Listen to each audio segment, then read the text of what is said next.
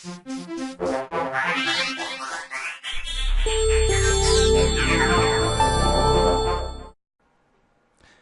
everybody, this is part 2 of this $66 50K guaranteed played on the America's Cardroom network with our man Kings Full here. What up, Kings? What's going on, everybody?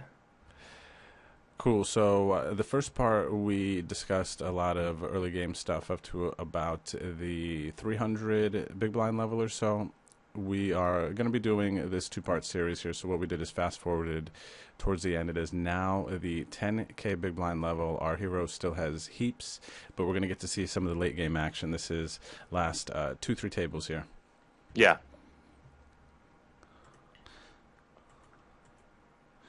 All right, so we got an open, and we're defending the big blind. Do you have any reads or thoughts that would be relevant here on the people at this table that you remember? I don't. So I have a red tag on Mom is Gay. Nice name. Right. They let you make anything on any name. Red tag means you're a crusher. I don't. For me, I don't know that screen name off like the top of my head or anything. So it must have been someone I shark scoped at the time. So just be like I just red tag them. Be aware that they're a good player. Gotcha. Other than that, like I don't really recognize too many names. I recognize For the Win one time, but I only have 164 hands on that player. So yeah, there's a lot of unknowns here. Gotcha. Cool. I dig it. So we defend, and we get a check back, which could be interesting. We have 242 hands on this person. They're playing 24-16-3 with a 22% c-bet.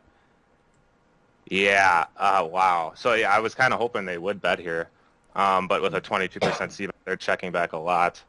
So it's kind of tough. What was their early position open? 15%. Oh, okay. So it's a little bit tight. Well, not super tight or anything, but nothing indicates to me that I could like get out of line here against a super wide range.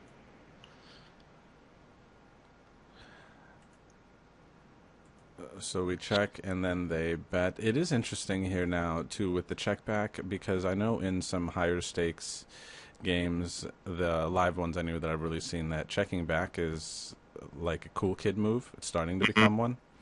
But it's interesting on this board because I do think people tend to over c-bet this board. So it's like when they check back, are they being sneaky with a king, do you think? See, when I flop a king in this spot, I get excited because I can never have a king on a 2-king board, you know, when I c-bet, and I'm going to be c-betting a lot. So it's like it's a nice spot to win a lot of chips. So it's almost more scary when they check back. But that being said, he has such a low turn or flop c-bet that's kind of you're still kind of, I feel like I'm still kind of in no man's land, ranging this guy. Yeah, definitely. I think so. It is really interesting because you would think if they're an aggressive player and they think like you that they would c-bet it, right? Not all of the time, but a lot of the time, yes. Right. And I have noticed through doing some hand histories that some people like to go with a delayed c-bet here with a hand like ace queen. A good amount of the time. I think pocket eights, again, I think this is another situation where all of our pairs that are vulnerable to some Broadway cards coming, they're going to be betting a lot of the time. Right. So when they check here, it's like, to me anyway, my immediate interpretation is that they either are somebody trying to get tricky with a king, or they are trying to delayed c-bet some other. The delayed c-bet is a bluff, right? Or they flopped sevens full, and then it's so easy to check then, isn't it? Right, yeah. For some people to get trappy, even though if you have sevens full, it's like, oh, that's even better, because now that other person they can have more kings. Yeah. Right. I just give it up. Yeah.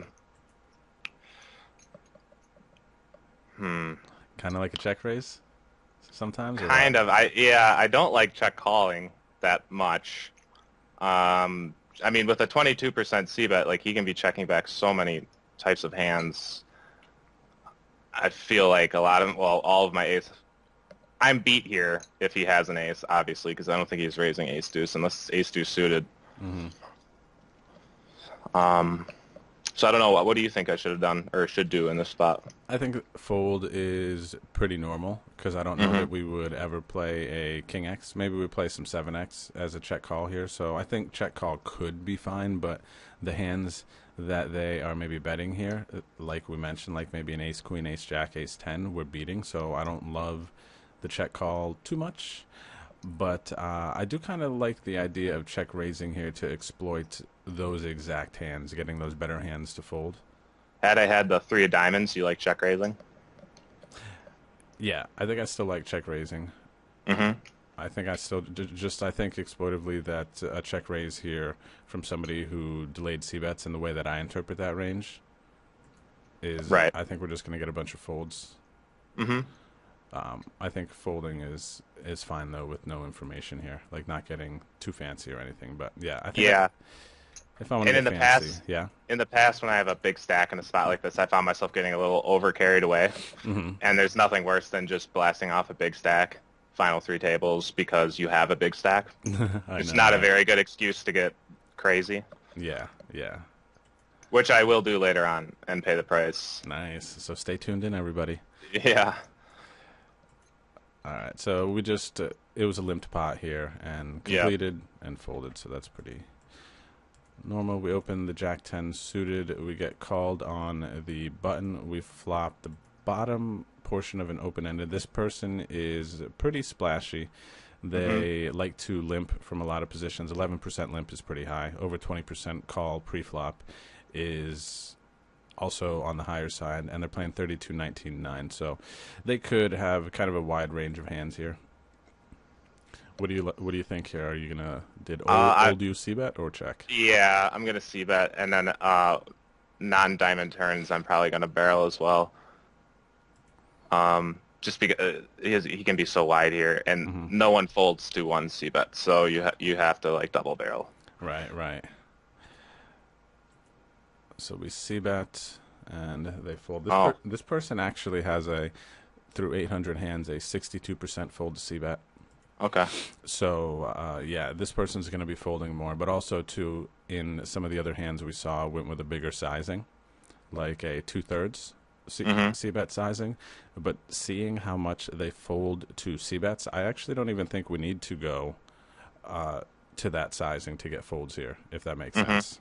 I agree with you. So it's actually kind of nice knowing that they fold a bunch because we can make this adjustment. And seeing that they're a person who probably calls and limps too much, I don't think that they're going to ever be able to interpret or notice a difference in bet sizing, things like that. So I like that. All right, we open, big ISO from this person here. We get out of the way. We have an open here from a 23 big blind stack. You decide to put in the 3 bet here, Yep. I and almost wish I was in the cutoff. they fold. No Well, one believes the button anymore. okay, gotcha. I was gonna say, so yeah, yeah. Except this guy. Yeah. So did your 3 bet here, your hand strength? I'm sure your exact hand played into that, but did Right. their stack size play into that as well? Yeah, 23 blinds. It's he's either gonna go with it or fold and is flat like a small percentage of the time. In my opinion. Mm-hmm. Some people might like over flat here and it's super annoying, and then you have to c bet and or check back a bad flop. But I don't know what his fault was. That 14 hands I have on him, so Yeah. it's like attacking his stack size. It's really awkward for him to continue in the hand without the goods. Right. Makes sense. Makes sense. I dig it. And I do like the hand that you chose here, too, because in the event that they were to flat you, you have a decent hand post-flop. I can flop straights, flush draws, flushes. I have an ace blocker. It's like the suited wheel aces are really good for spots like this. Yeah, I agree. I agree. So good points. We open here, and was this a $66 buy-in, or is this a... Yeah, like holy cow. This might be final 2 tables. Yeah. Wow. All right. So everybody's in it here, and I imagine we are... Yeah, I'm giving this one up. Yeah. Wow, look at this. Especially now, yeah. We usually go to the next hand, but we might need to see what's going on. Yeah. All right. Diamonds? Aces. Ooh. Ah, interesting. I wonder what this flat was all about. There's not really like the blinds were both short. This is kind of an interesting Right. flat here. Unless he thought I was opening. I was being pretty aggressive, and partly because I was card racking this tournament up until like this point. I was running really good. I fought more sets in this tournament than I do in a week, Oh wow, and nice. yeah, it's really nice. So maybe he thought I was going to spaz, and I was opening wide, and I was just going to fold or 3-bet, and maybe spaz post flop. Yeah, yeah, I could see that. I could see that.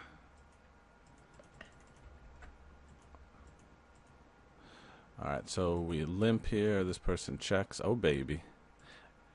It's good flop. Along with those sets, do you happen to remember flopping a bunch of flush draws? Because it seems like. Yeah, I did flop a bunch of flush draws. I was flopping very well. Nice. So we're going with the limp stab here to start. Are you planning on barreling in a situation like this? Yes.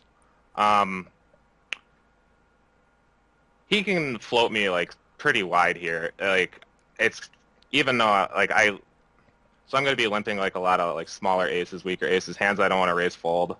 I can be limping parts of like my stronger range, but he's got 43 big blinds. I have 35. Like I'd probably just raise those hands. Right.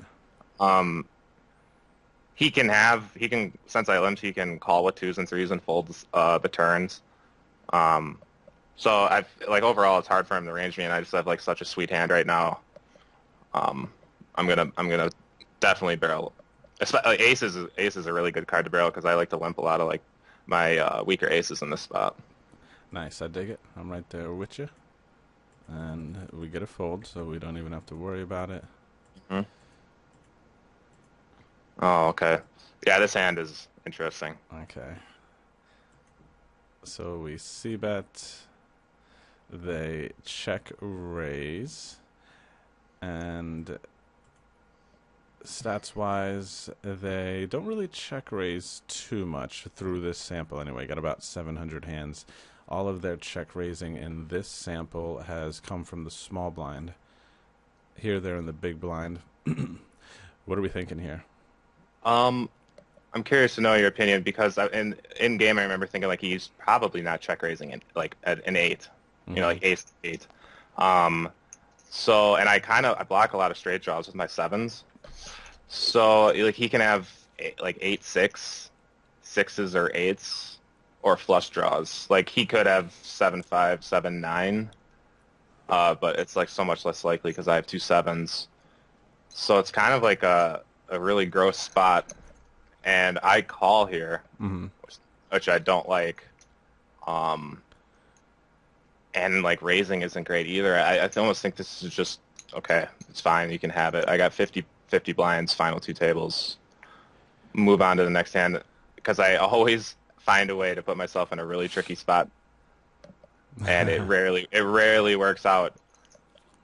It's just me not adjusting to the final 2 table situation, you know.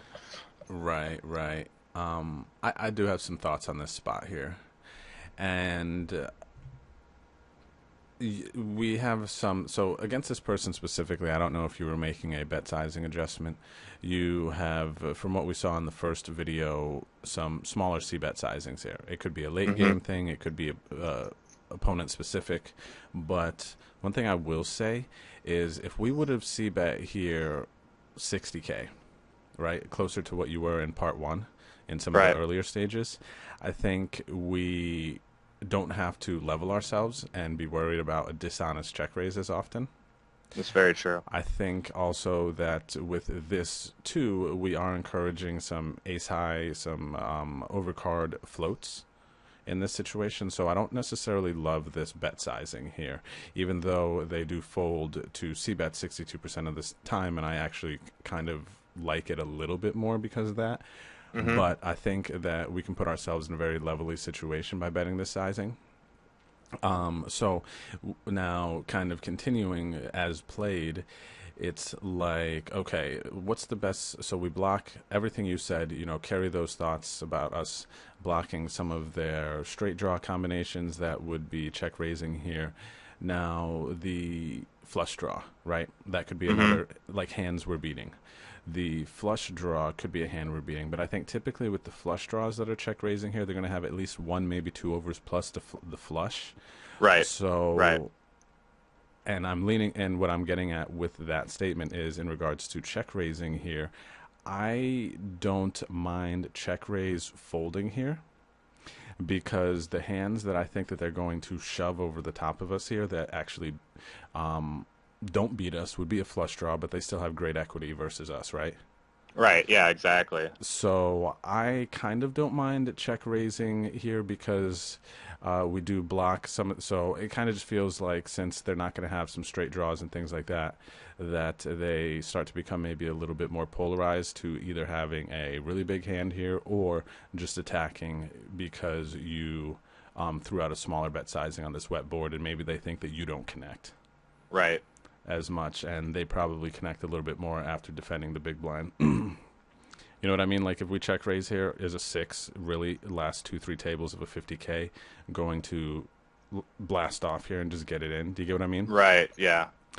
So the check raise I really don't mind, because I don't think anybody will jam on us here with anything that we're really concerned about folding versus.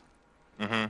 But the thing is when we call, I'm sure we're anticipating a c-bet, a high frequency on the turn, and there's going to be overcards. The turn's just going to get really sloppy, and we're just going to call and fold turn a ton, right?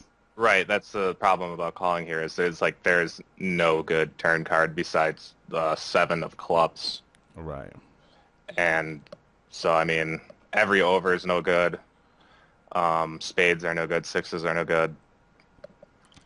I mean, 8s probably are not good. So there are no good, really good turn cards, and you're just kind of just playing guess. Yeah. So I do think some players will just call here. I don't know that a lot of players would like to entertain the re-raise here. But if we had the re-raise here with the 7s, if we had aces, kings, and stuff like that, we'd probably re-raise to try to get in here as well. So it's not like it's going to be like an unbalanced re-raise on this flop either. Do you get what I mean? That's true. Yeah. But I think that for the players who will just go with the call here, it's almost like we have to call all the non-spade turns and then kind of lean on the fact that a lot of people don't bet river properly, and that their river bet is going to be a bit more polarized. But then again, with that said, if the flush completely breaks out, we might have to call some rivers. So it could be dodgy, and they check. We bet. So as played here now, what are you thinking? I'm thinking I hate the bet. Although, I mean, this is a kind of a weird board to get double check raised on. I'm not exactly sure where I'm at in this hand. And I pay the price for it, I'm sure. I don't know why I bet. But it kind of seems like he was giving it. What I probably was forcing myself to think was he check raised the flop, and now he's giving up. And so let me put a bet out there. I should have bet smaller. Let me put a bet out there so I don't give him 6 free outs to make top pair. Yeah. Yep. I know what you mean. So I'm thinking here, I wonder if they just had like those random overcards that we're concerned about getting there. Like if they check raise, don't continue the turn. Do you get what I mean? I almost feel like the check raise check is a little bit sketchier or fishier, to where I might want to actually just check this turn as played, and then go from there. Yeah, and I can't call this. And I remember he had a show on, and then he didn't show. Yeah. And then I was like, oh no, what happened here? Like, I really want to know what he had, even if I did get bluffed. But I mean, it's just like, it would be an absurd hero call. Yeah. That I don't need to make. I feel like they could, like, this could be a cool line from them with a flush draw. I do think that it's outside of a flush draw that this is going to be very value heavy. Right. That they maybe they got tricky with like a flop set of 6s. Something like that, 2 pair or better. But So I get owned. That's okay. yeah, it's definitely okay. I mean, it's just going to be so many dodgy spots in that situation, right? Mm-hmm. So they raise. I hate flatting out of the small blind. Mm-hmm. Um, I mean, in this spot, I don't like flatting. Three betting is a better option, but we are final two tables. Let's see, two, four, six. We're probably 12 people left. Well, how do you feel about just folding this hand? I think I'd rather flat than fold. Okay. Personally, I don't Mm-hmm. mind. I don't mind three betting as well. This person's got a high fold to 61% fold to three bet, 60% Okay. fold to c bet. So I really don't mind three betting this person and c betting. Mm-hmm. As far as with some hands like this. But I would definitely rather flatting personally. I just think it can Okay. flop too well. Yeah, flop's great. Not in this instance, but Yeah, typically. yeah. All right, so we're down to 28 bigs. We get an open, and we call here. What do you think of that? I don't mind shoving pre-flop also. Okay. That honestly never even crossed my mind, shoving. Mm-hmm. Huh. I kind of like that. We only have 7 hands on this guy, right? Yeah. Okay. That makes it a little less awesome, but that's an interesting play. Yeah, I think calling is probably pretty normal, Okay. but sometimes I don't mind shoving. I know 28 feels like it's a bit heavy. Right. That's what I'm thinking. Yeah. All right, so a little bit easier to play here because we flopped the middle set, right? Right. Check calling. And no diamond. That's what you're thinking? Yeah. Or yeah. Yeah, I Okay. think the standard is check call, no diamond, hope for. If we thought that, well, we don't really know too much about him here, but I also do like check raising this board too. I mean, because Mm-hmm. we could have, especially against a thinker, we could have flush draws, maybe some gut shots, and things like that. Right. I agree. So I think we can go So either way. I like check raise. I lead here Hmm. because I don't want to give him a free river card and have it be a diamond. Hmm. How do you feel about that? I actually really am a fan, and I try to put a decent amount of check call leads into some situations. So I personally like it because I do think that unless they have the diamonds, a decent amount of people are just checking this turn, like you said, Right. and I mean, like getting even there. ace king with the ace of diamonds can check back here. Hmm. So and you're gonna get value from those hands when you bet. And yeah, it's just it would really really not be great if a diamond peels off and then I'm facing an all-in bet on the river with a set. I would have a flush, but not a very good one. And we wouldn't do very well against the range that he's repping. Yeah.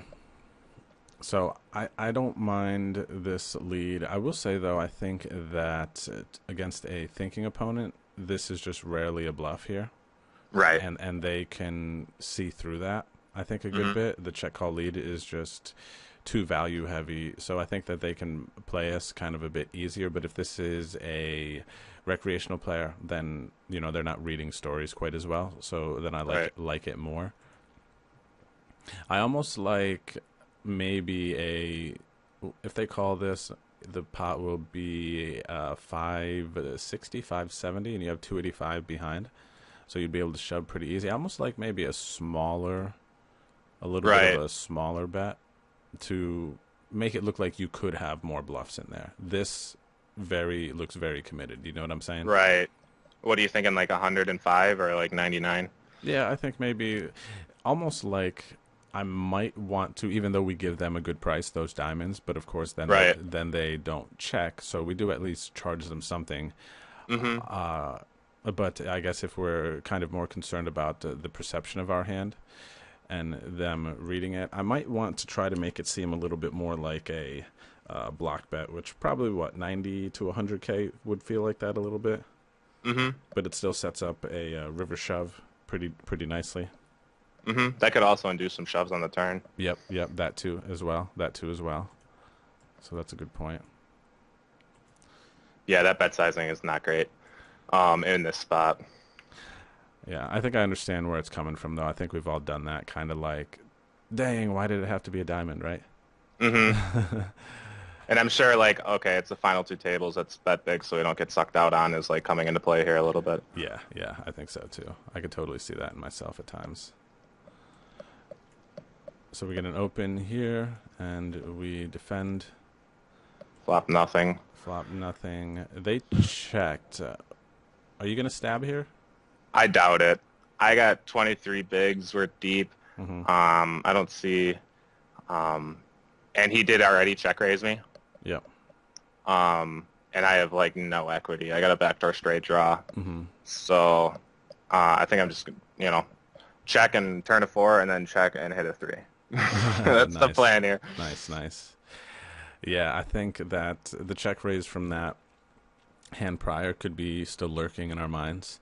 But yeah. But I will say that this person has a high fold to c-bet and 3-bet, so I do think that they're going to have a decent amount of like check give ups here. And that hands that people would raise here, especially somebody who seems a little bit more splashy and not necessarily all tight with their game, I think that they're going to be just check folding some ace X's and some other hands that didn't really connect with this board. So I kind of like a stab here, even though we are only 23 bigs, but I see it as we're only 23 bigs and we have a decent opportunity to take this down. So this could be a really nice pot for us. But I would not be betting this like a third pot or anything. Like if I'm going to go after this, I'm going to bet this like 87K. Okay. Because I do think that they will be check folding some ace X's and stuff like that. And this definitely hits, range of hands that people would assume that we're calling within the big blind. Right.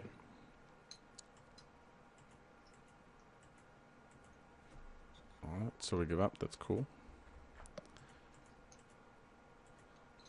And 20 bigs, 4s, yeah, easy shove, right? We don't want to raise and get called by anything, or raise, call off, and we can even get hands like pocket 5s and 6s to fold here, and some ace X's that would otherwise shove on us if we just raised. Right. So I definitely like shoving here. Okay, this is a bad hand. I think an adjustment that I'm not making at this point is like I don't really need to defend this hand against the chip leader of the tournament when I have 22 bigs.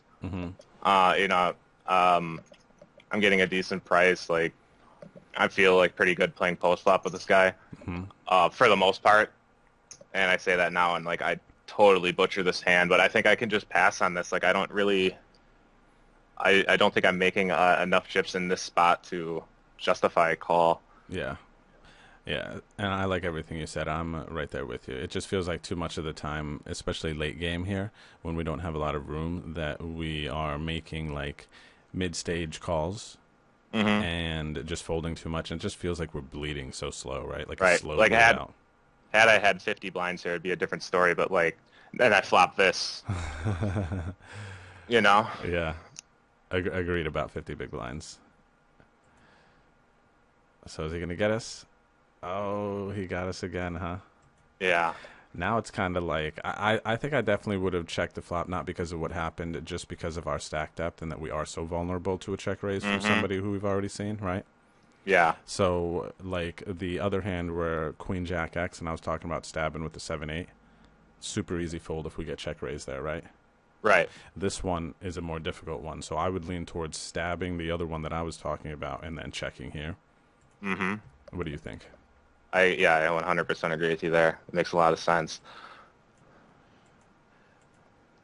But then he gets us here, and such a dicey spot. What are we gonna do? I know. I flat here, and I hate it. I'm getting a pretty good price, but that being said, it's just like I'm just making another mistake because I already made a mistake. So it's like, when do you draw the line?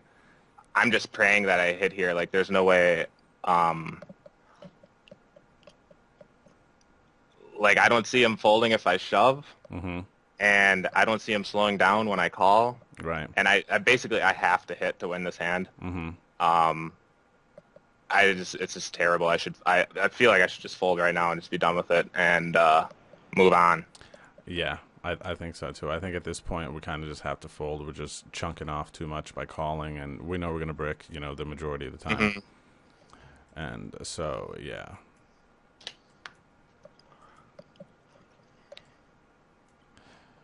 I'm getting like 6-1 here. Yeah, Is that what yeah. Yeah, Yeah, 6-1. and I'm just bleeding. Yeah. Like it's just not great. So I once, mean, if you uh-huh. found yourself in this spot, which you wouldn't, but let's say you did, and you're getting 6-1 in this spot, are you going to call, or are you just going to give it up? It's really close because if we're just doing, the 4-2 rule, we Hmm. have eights and threes. We're like we need 16%. So it's kind of close. We only so we are kind of, break even here. We're right there, yeah. But it's so close, and then basically we're just chunking off a huge portion of we're giving away full equity here, essentially, right? Right, right, And yeah. and that's just so massive late game. It's just a spot where, it's kind of like what you said, we need to just give up the flop Hmm. and even just probably fold pre-flop versus somebody with this many chips. Exactly. And now just check fold, like, It's or crazy. maybe this was the hand that he tank. One of these two hands he tank wanted to show me. Uh-huh. I assume a bluff, but like, there's no way I could shove over this bet and get anything to fold. What's funny is, for the most part, I agree, but you would be surprised. You would be I, surprised. you know what? You're right, because later on this guy kind of just punts, Uh-huh.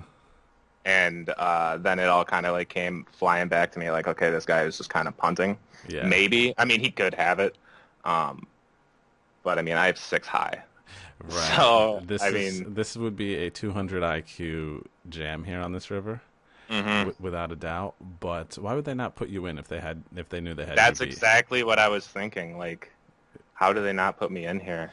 Yeah. So I know it's like they would typically not fold, but I had just have a gut feeling, which, if you watch the stream, sometimes going with those gut feelings are decent. But I honestly feel like if you would shove here, this person would fold, and it's I was kind of thinking that, but I just didn't have the heart. yeah, it's one of So, those, dude. It's so one of those things. Like it feels like this person is really still gonna fold here.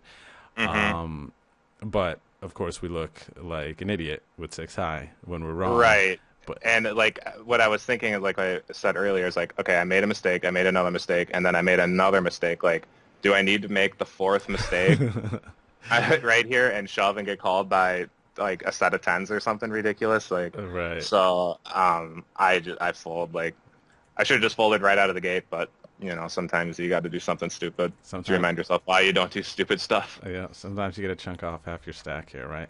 Yeah. Actually, I doubled up right on the final table bubble versus the guy to my left. I shoved like ace 7 with 8 bigs, and he called a king jack, and I held. Nice, nice. So, and then this is like literally the next hand. Okay, cool. So I'm calling Yeah. And we hold. against that turn card too. I mean, come on. I know that's scary. Oh dang. This is a pretty good hand. And we shove. Jack 10? Anyone? Nope. No, Nice. this is Wow. literally the first 2 hands of the final table. Dude, that's pretty So sick. we got timing tells good. Snos is good. Top profit's pretty decent. Clutch J is an interesting player, as Hmm. we already found out. Eden, I got marked blue. I don't know why, but that means he's like a decent reg, or at least he's profitable thinking. Hmm. And Fishfold, I have no idea. I don't have him marked, so I don't Gotcha. know what his deal is. Cool, cool. Same. So, do you know, is this the final table? This is the final table, yeah. Okay, cool, cool. Perfect. So we raise and take it. I adjusted to a min raise there just because this guy's, kind of been owning me. Hmm. Although I am like 60 some big blinds deep, I just adjusted to a min raise. I dig it. I dig it. I like it. So we're just giving up here. Yeah. So I'm gonna click through this one because I'm curious about the sizing. A big difference. Hmm. And then they actually put them in here, so that we're gonna get some info. We're gonna base your if we would have gotten a fold with the 6-5 before off Hmm. this. Very similar Okay. situation, right? Hmm. But he's putting them all in. You better call profit. Oh, he would have folded. He would have folded with the 6 high. And and I'm like, it's flat me a 5-3 suited. Yeah, yeah. When under gun, what's that? I was under the gun, correct? Yep, yep. Under the gun open, yeah. Yep. Yeah, man. So they're just playing a bunch. I don't mind. I mean, they got all the chips in the world. They could put you in terrible ICM situation with 13, 15, 28. Like, I don't mind it, but I don't know that that's what they're thinking based on their stat line. And then why not raise? Yeah. Yeah, yeah. Actually, I like raising too, so. But it looks like here, so we didn't. We lose VPIP for a minute. It looks, maybe this hand got, yeah, okay, this hand got splashed in somewhere, so let's skip that. Because blinds went up. Oh, that was the A7 double up hand. Okay.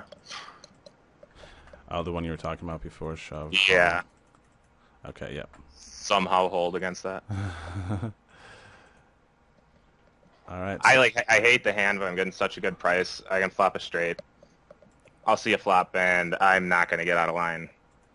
I say that, but I'm definitely not getting out of line in that spot. Right, right. This is interesting. So I thought about 3-betting, and I really didn't want to get 4-bet. Mm-hmm. If I 3-bet, I mean 40 or 43 blinds.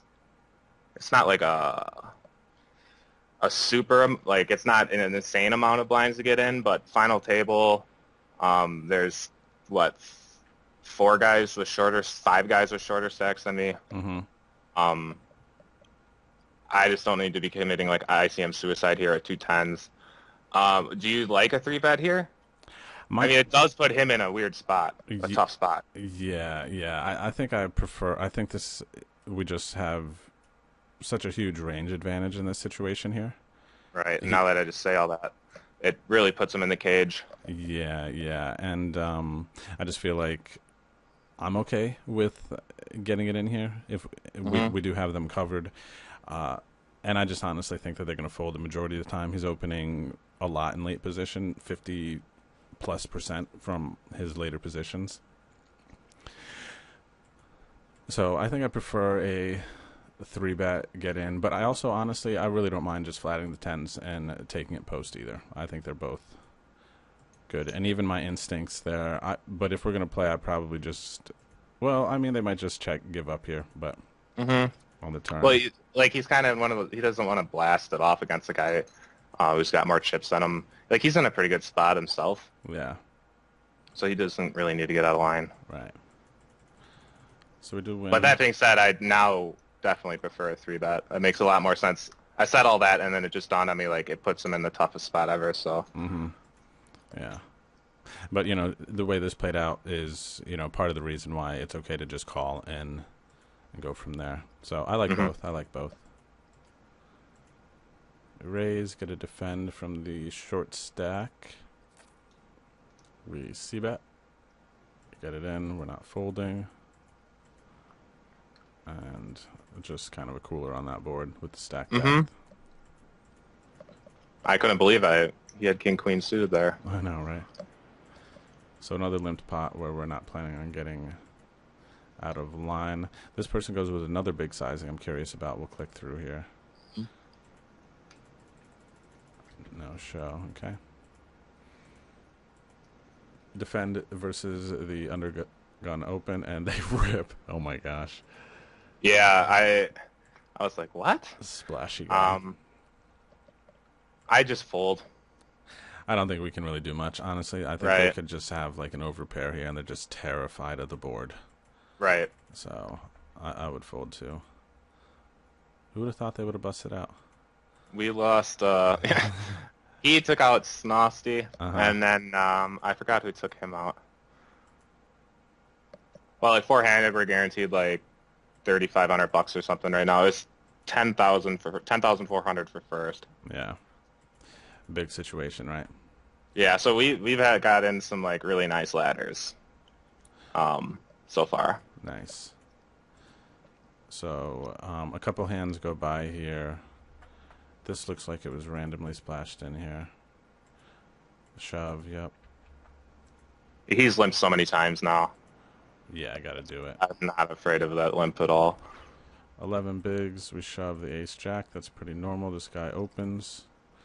We get it in, and he folds. What do we got? 16 here. Yeah, I'm shoving. Yep, that is definitely the play. 14 big blinds. This guy shoves. We're isolating. There we go. Right? Yep. Nice. Yep. So we are tree-handed. 32 big. Stacks have kind of evened out here a bit. Yeah. They raise. We hit them with the 3-bet. I like it. I like it. Timing tells a pretty good player, and I figure he's going to go after this guy who kind of just seems like who must have just punted. So, I mean, and a suited ace in the small blind there is going to be a decent 3-bet. Yeah, I like it. So he checks, we bet, he check raises, and we fold. So it seems like we're kind of getting into, like, I really don't mind checking this spot with the backdoor spades as well, straight draw, over card. Seems like we're getting, so it's interesting here. I just think that maybe mid stages against weak players, I would continue to take some of these, like, stab pots with my bottom part of my value range here. I kind of like totally missed the fact that I had the ace of spades there. Like if I had the ace of diamonds or whatever, I kind of like to bet more just because I want to defend my hand. But yeah, I like checking back here with the ace of spades a lot. Yeah. And like the other situation with the 6-5, very similar. I also think, too, at a final table here, like this guy's got 12 bigs. He knows that this guy's a non-factor. I just think we need to really be like super nitty almost, and kind of go and showdown value here for the most part, especially against somebody who's thinking and capable. Like I love their line. You know what I mean? Yeah. They've just got the chips to do it. And that had to be exactly what I thought when I got raised there. We raise and take and it. this is like one of those spots with like ace-9 suited, like you have to open it, but it's like this guy can just put me in the cage. Yeah. I almost like limping here and then calling clutch Jay's jam. Yeah, I like that too. So he raises, we call, hey girls. Yeah. Pretty good flop. Yep. Like we talked about with an 8 earlier, check raising. But in this spot, I don't think it's great. It's great just because he's going to fold everything, pretty much, besides like a value hand.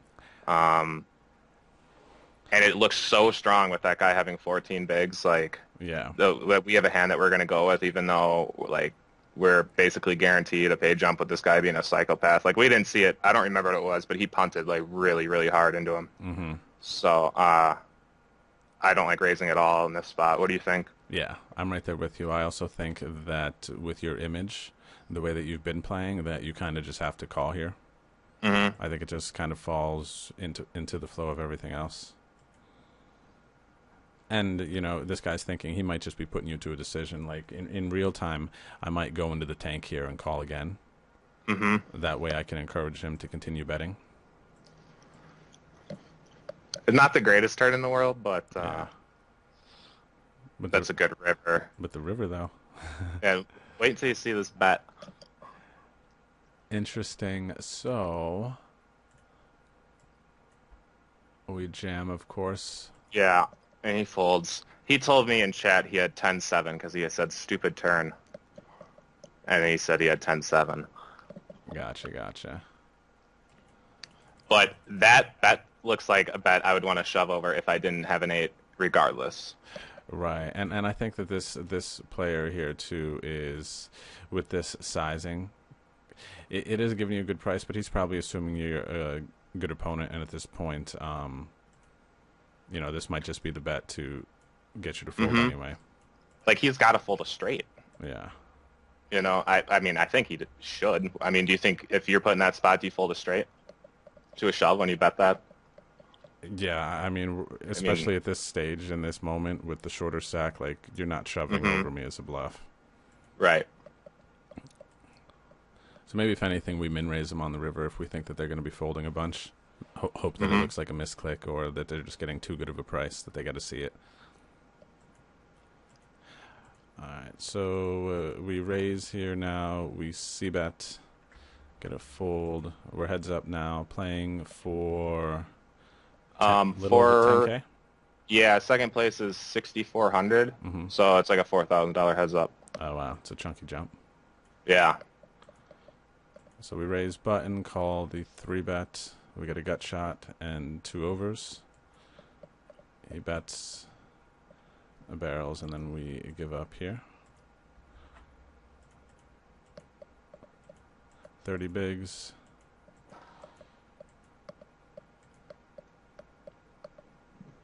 Nice. This guy's nasty, right? Mm-hmm. I think just call. Yeah, I think we got to just call. I just don't see him having any boats here that he didn't bet at any other point. Mm-hmm. So, I mean, it's a chop Yeah. almost all the time, but... Yeah. Good raise by him.